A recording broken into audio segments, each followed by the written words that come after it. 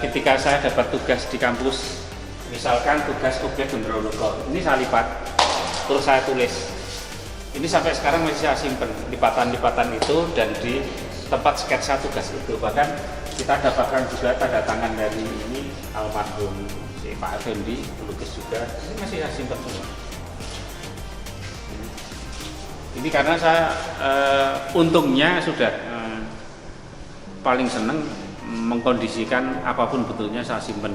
Suatu saat pasti akan berguna karena saya hidup di sebuah jenjang yang menjadi catatan panjang sejarah harus ada, ya dalam bentuk monumental begini harus saya simpan. Sebetulnya sederhana, tetapi ini sulit melakukan orang. Kedua karya ini adalah awal ketika aku pameran tunggal, jadi sekitar tahun 95.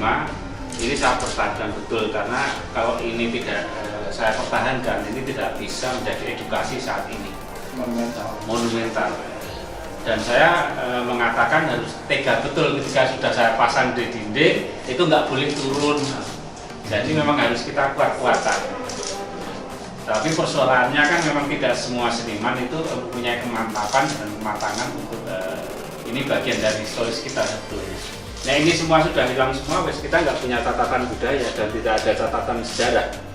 Karena saya memikirnya kan perupa itu tetap harus ada nilai historisnya itu dengan karya, bukan dengan kata-kata. Oh aku mungkin tahu gue, bukan begitu caranya. Saya pikir untuk teman-teman perupa muda yang masih berproses, saya pun merasa masih berproses sampai kapanpun. Rajin-rajinlah membuat karya dalam bentuk apapun, itu pasti akan bermanfaat nanti ketika kita sudah mengkondisikan rentan waktu yang tidak sedikit.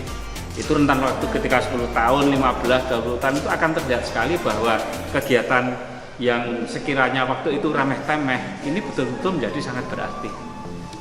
Persoalannya sekarang kan tergantung dari masing-masing perupa, pelukis, apakah dia mau melakukannya ini dengan sadar dokumentasi apa tidak. Kalau sadar dokumentasi ketika seorang perupa tidak dilakukan dengan karya, itu akhirnya juga tidak ada apa-apanya. Kalau kita ngomong ke material, seorang pengkarya itu dengan material apapun pasti bisa mengkondisikan, bahkan dengan bungkus kertas rokok atau mungkin dengan kardus, hanya dengan pulpen, hanya dengan pen yang ada pasti terjadi karya. Apapun bisa jadi karya, jangan ketergantungan dengan satu material saja, karena kita sudah niatnya di situ sebagai sudah diniati sebagai seorang yang manusia kreatif, ya kita harus bisa mengkondisikan apapun bisa jadi karya. Kalau anak muda kan kayaknya masih malu-malu ya tentunya. Saya pikir bukan persoalan malu-malu, persoalan malas. Saya pikir persoalan malas, karena ketika dia tidak melakukan apa-apa dalam bentuk karya, ya bukan malu-malu lagi, itu pilihan. Dan itu monggo silahkan, semua kan mempunyai jalannya masing-masing, mempunyai kemantapan masing-masing.